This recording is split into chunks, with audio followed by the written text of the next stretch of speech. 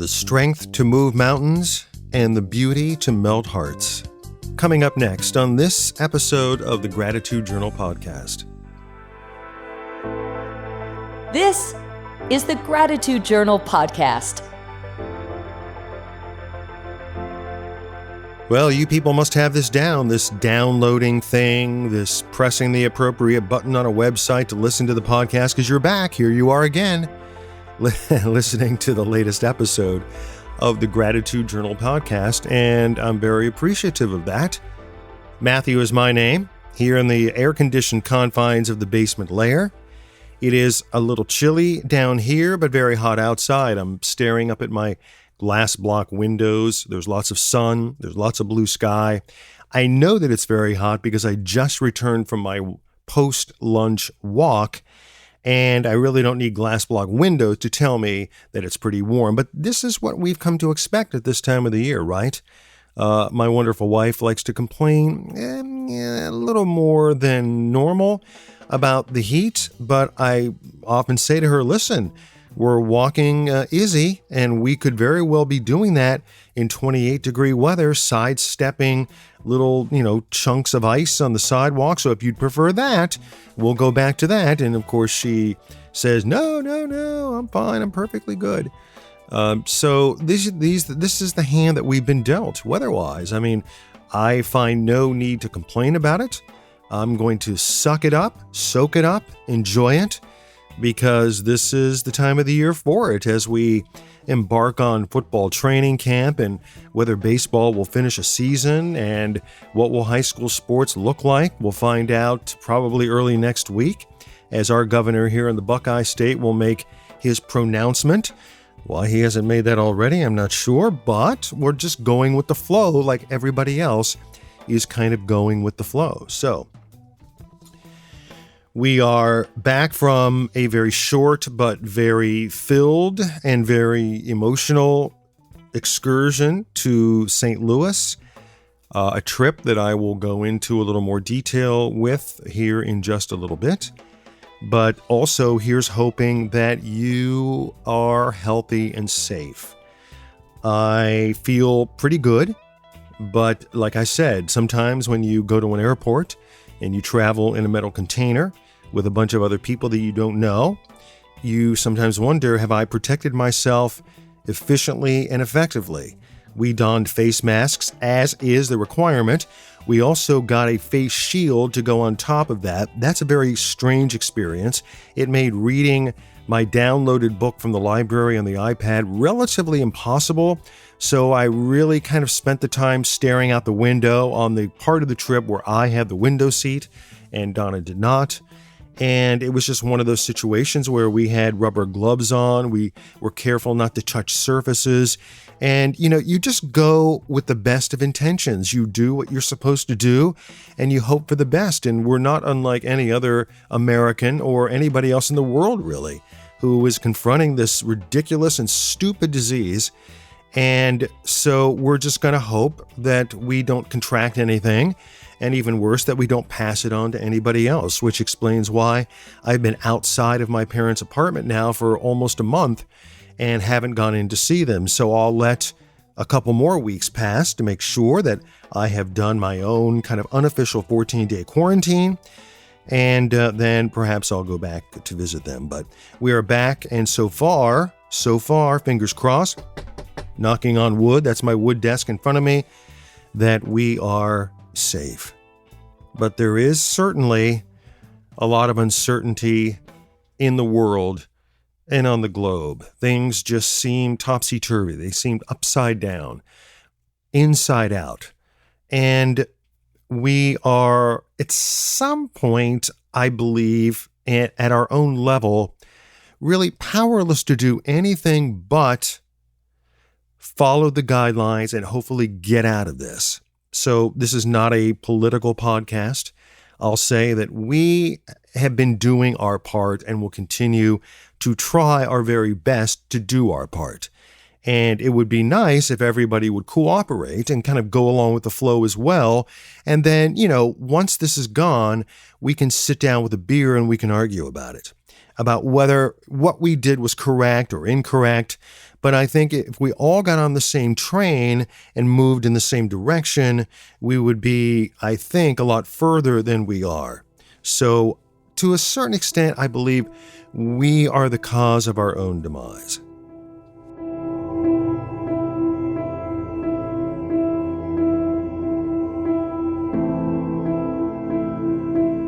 When my twin brother Mark and I were grade schoolers at St. Peter's, and we were entering the 7th grade, our teacher was a new teacher, and one of the many Sisters of Notre Dame who taught at St. Peter's School.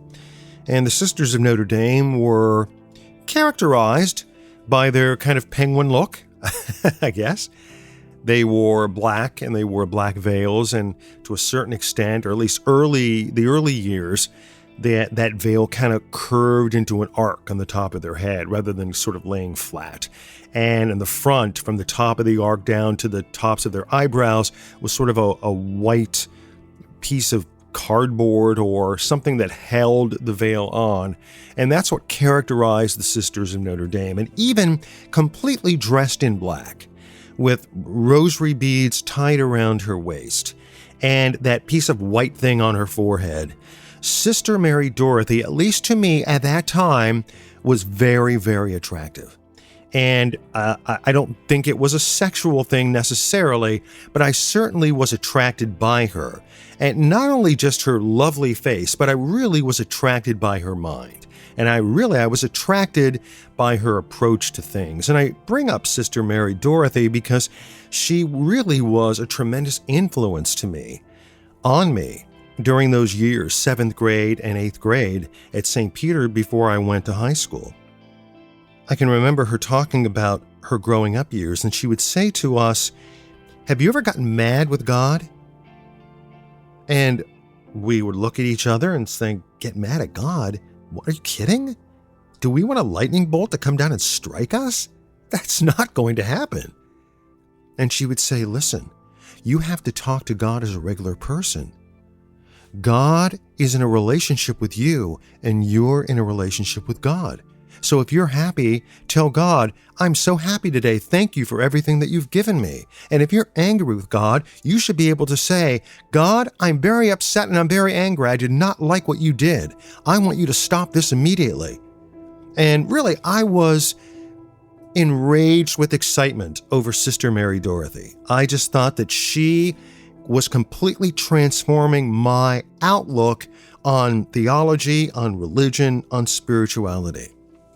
One day she asked us, "What kind of strength do you think you have? What kind of inner strength do you think you have?"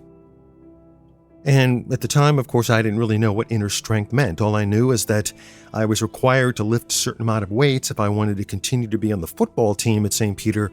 But inner strength, I wasn't really so sure about that. And she shared a story with us, basically, where a man was working on his car. And he was underneath the car. And somehow the jacks or the blocks that the wheels were up, one of the wheels fell off, and it trapped the man underneath his car with his wrench in his hand. And an older son was walking outside and heard his father's screams and knew that there was no way that he could actually pull his dad out from under the car. So he went to the front of the car and he lifted up the front end of the car so that his dad could roll out from under it, and thereby saving his life.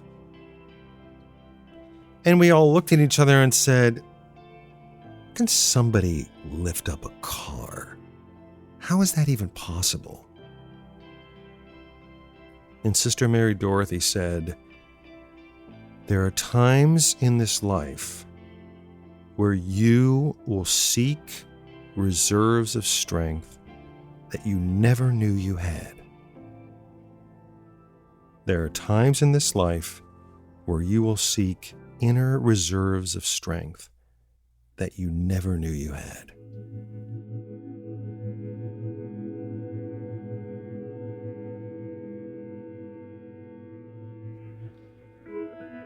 we traveled to St. Louis to essentially say goodbye to our granddaughter, Mallie.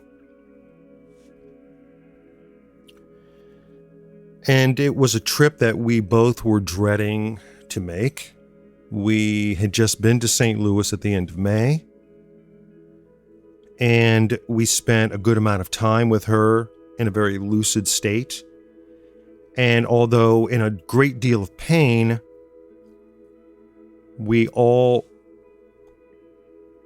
looked at that situation as one where, there's still hope that her cancer is going to go back into remission, and that the new chemo drugs that she is experiencing will hopefully have an effect, and a long-term effect.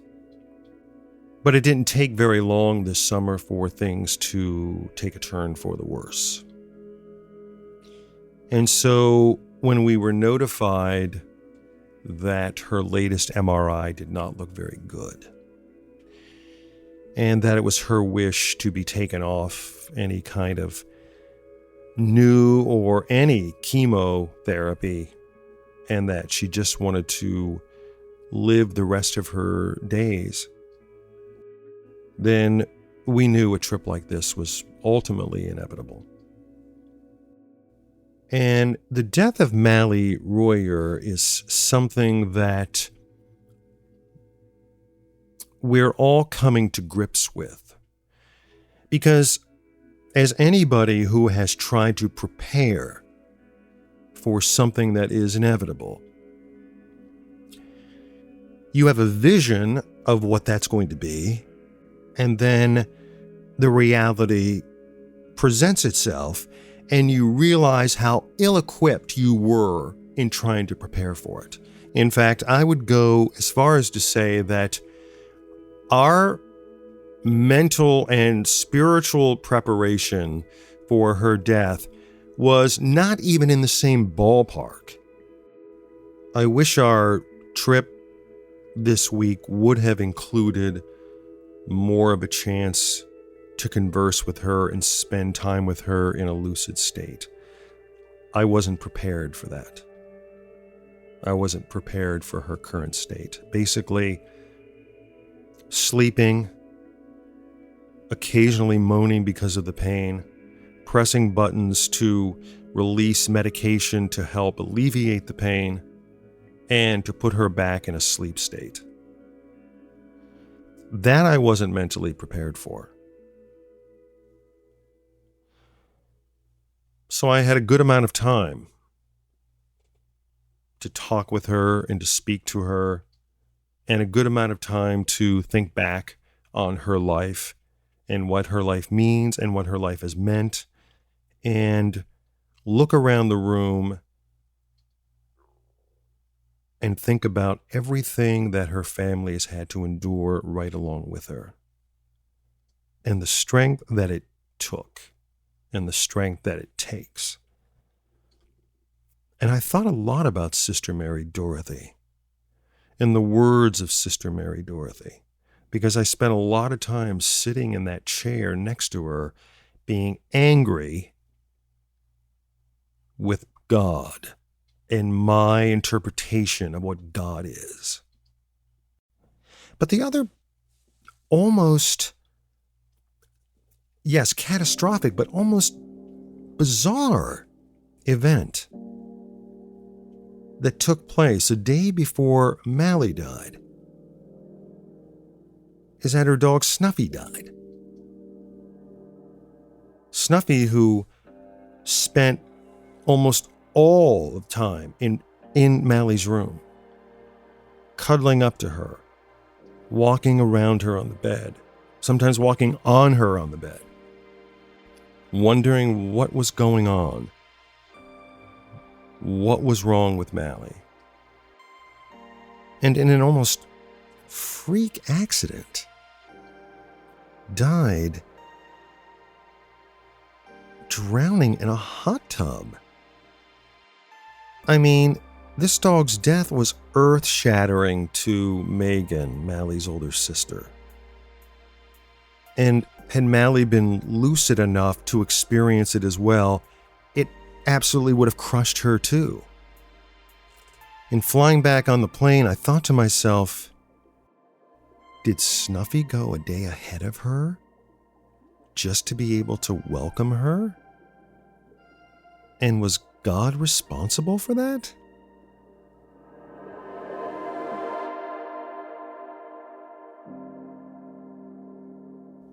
Mallie was a photographer, and a very good one.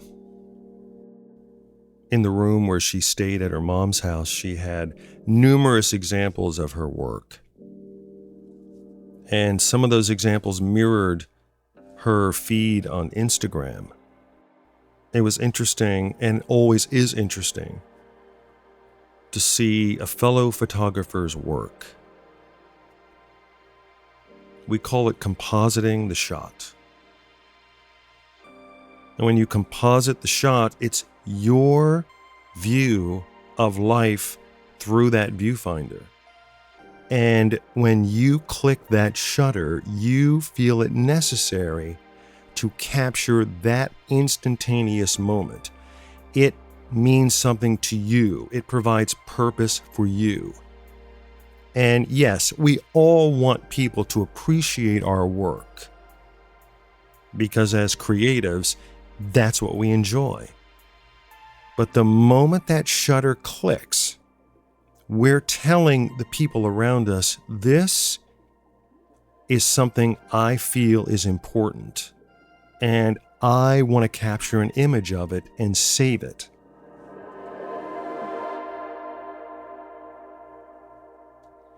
And really, if you think about it, we're all photographers, because our life is really a series of snapshots.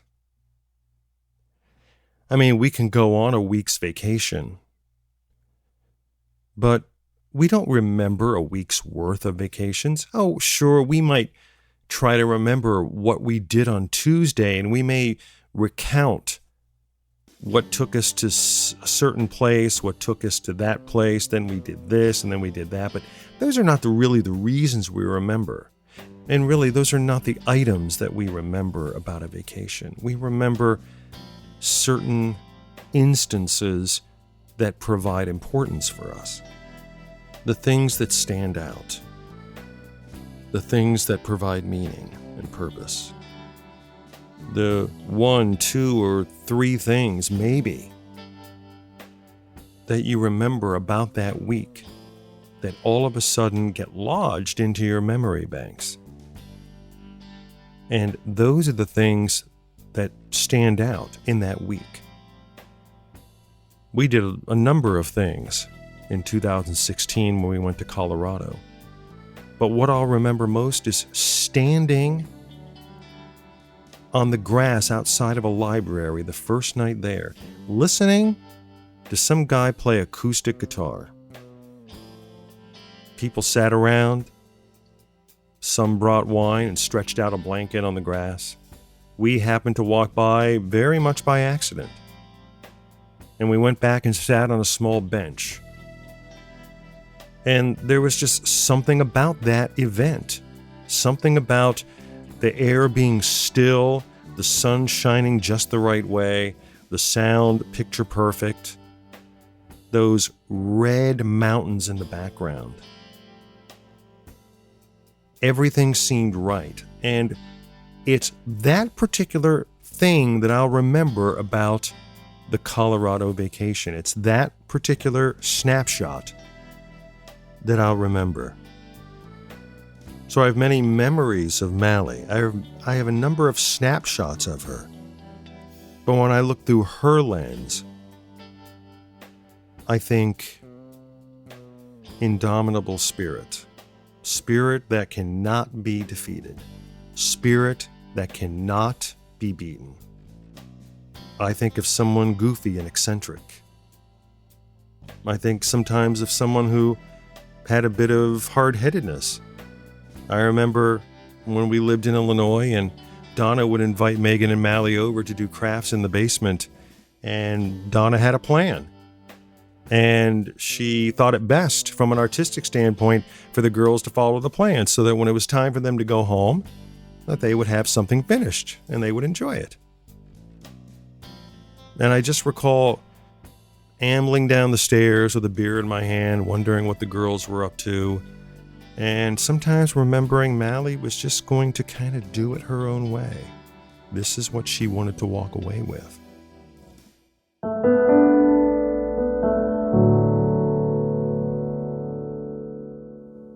And over the past several years, what I'll mostly see through her camera lens is just the absolute persistence and the absolute grit that you would have to have in order to get through what she had to get through. I wonder if I could have done it. I wonder if I could have done what she did in the videos that her dad would send to us. Hours on end of marching up and down with manacles on her legs and fake shoes that acted as leg supports, and trying to teach herself to walk again when cancer was invading her back,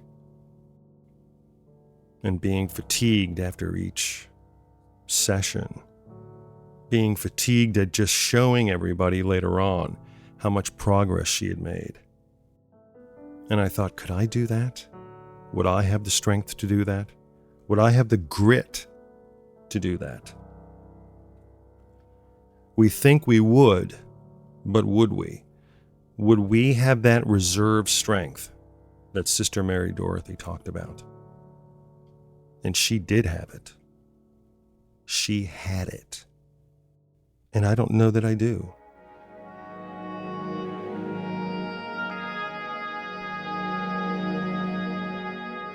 I don't know how you make a appeal to the Vatican, but as far as I know, there's not a Saint Mallie. There is a Saint Madeleine. Saint Madeleine Sophie Barat, to be precise. Saint Madeleine Sophie Barat was a French saint who was instrumental in founding the Society of the Sacred Heart. And Saint Madeleine Sophie Barat said, quote, "Be humble, be simple, bring joy to others." I don't know if Mallie would be considered to be simple because she was a pretty eclectic person. She had many interests, and she wasn't shy about talking about them. But she certainly brought joy to others. She certainly brought joy to everyone that she encountered.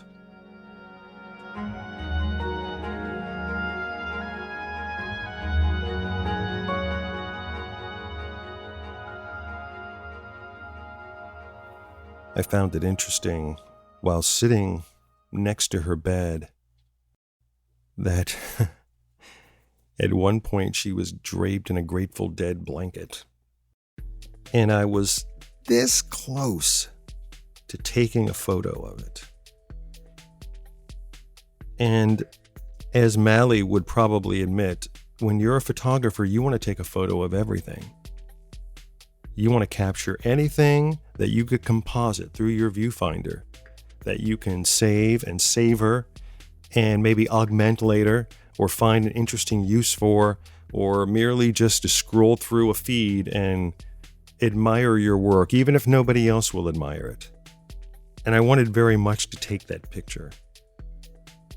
Because to me, she really, days from passing on to the next life, would be one of the few people who would truly appreciate being wrapped in a Grateful Dead blanket.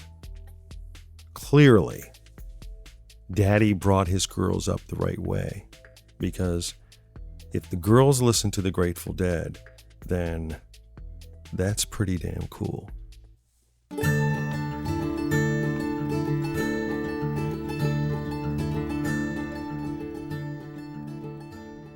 I've thought a number of times about the son lifting the front of the car so that his dad could roll out from under it and save his own life. And I've tried to think about how many times that Mallie's dad, Preston, and his wife, Jenny, and Mallie's mom, Stacy, have probably thought about, how can I save this girl?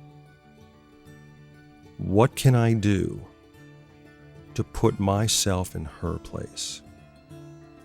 What can I do to lessen the pain? What can I do to take away the pain permanently?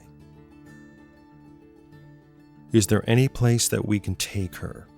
Is there any other doctor who will see her? Is there any other experimental treatment that can work in her favor? Is there anything that will prevent this seemingly uncompassionate God to stop this from happening? And for myself, I know that strength is maybe lodged somewhere deep in me, but that is a level of strength that I may never know. It's a level of strength that can only come from somewhere else. A level of strength that, when summoned, probably almost seems otherworldly. And I guess my message to the family is, your ability to find the strength to cope has already been tested way more than most people will ever experience in their whole life. And that level of strength should be and can be counted on to help deal with the travesty and the grief associated with the death of Mallie Royer.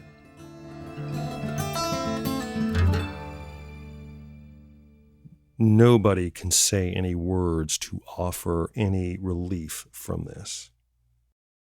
And everybody deals with this in a different way. Some don't want to talk about it. Others enjoy talking about it. They need to.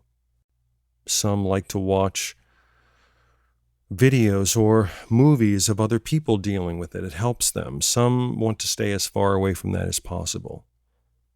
Sometimes a quote from someone who has also experienced this can be helpful. For others, it's a burden. For others, it's trite. That has no bearing on how they approach dealing with this level of grief. Today, in my post-lunch walk, I was on my usual route when I was accosted by a butterfly. And the butterfly hung around for a while. The butterfly circled me and went off, and then it came back, and then it circled me again. Like Mallie, Donna's mom loved butterflies. In fact, I think just about everything she owned included a butterfly. And she would often say, when we were out and about somewhere and a butterfly would wander by, she would say, "There's Mom. Hi, Mom." And I thought, you know what? That butterfly may have been her mom, telling me to tell everybody else that it's all good. I'm seeing Mallie right now, and she's great, and she's not feeling any pain at all. Absolutely zero. Or it could have been Mallie playing a cruel joke on me because the butterfly actually exhibited the most beautiful Pittsburgh Steelers colors that you could possibly exhibit.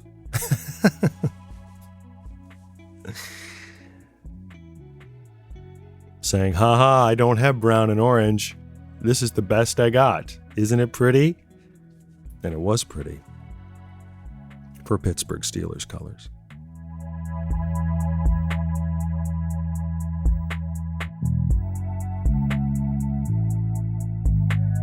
So could a God allow this to happen? It's fodder for another discussion. How any loving, caring, emotional deity could have allowed this process to happen is beyond belief. Beyond belief from the standpoint that a child dying before their parents is enough of a travesty. But this journey didn't just start. This journey started years ago. Years of pain and torture and waiting for results and going through therapy and going through tests and finally coming to the conclusion that this just isn't the way to live. My beliefs really don't matter, and they're not going to offer any solace. In fact, I wonder if any of us can really offer any solace except for time. Time is the great equalizer. Time simply cannot be adjusted.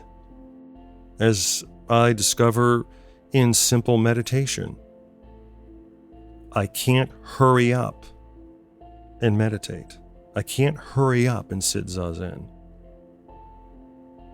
Those 15 minutes are those 15 minutes, and there's nothing to do about them but sit. And in the same way, the passing of time to help alleviate grief and mourning is simply something that just has to happen. I have no magic words, no magic elixir. I have no quote.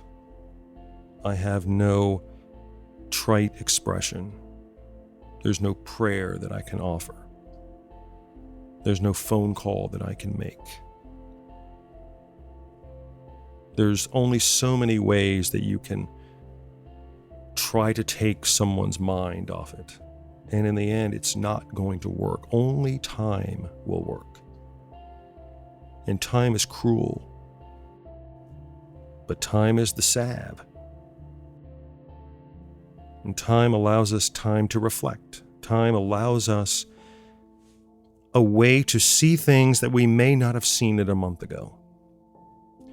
And eventually, hopefully, perhaps even with the help of others, eventually, we make our peace with time and we make our peace with death. And although we realize that death is a part of life, and while it may not offer solace and healing at the time, we know that eventually time soothes. Eventually. So I want to say to Mallie's family, I want to say some great thing. I want to post some great phrase.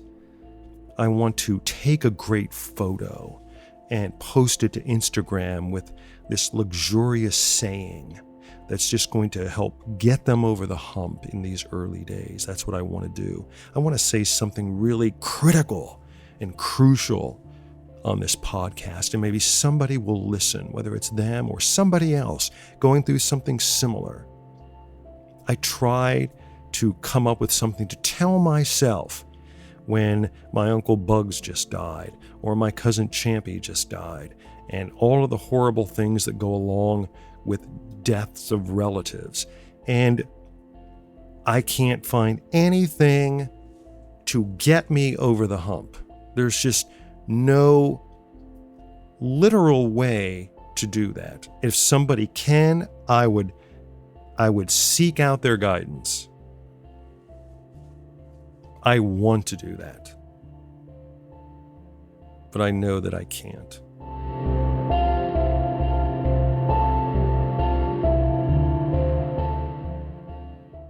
But I did come across a phrase from someone whom I think Mallie would probably have really liked. Her name is Yumi Sakugawa. And she's a comic artist. And she is very colorful. And she has lots of colors in her hair. And she reminds me of that Grateful Dead blanket with its multiple colors. And just its vivaciousness and eclectic nature, which is exactly like Mallie. And who knows? Maybe Mallie followed Yumi Sakugawa on Instagram or Twitter. I don't know, or TikTok or whatever. But Yumi Sakugawa's quote was, "Sometimes it's okay if the only thing you do today is breathe." Sometimes it's okay if the only thing you do today is breathe. And I can't think of anything better than that. You can follow Mallie's Instagram feed at mallie.royer and take a look at all of her photos and all of her pictures. Some of the things that made up the wonderful, beautiful life that she gave all of us. So today, just breathe. It's okay. It's okay. In fact, it may be the best way to spend the day. Thanks for downloading another episode of the Gratitude Journal podcast.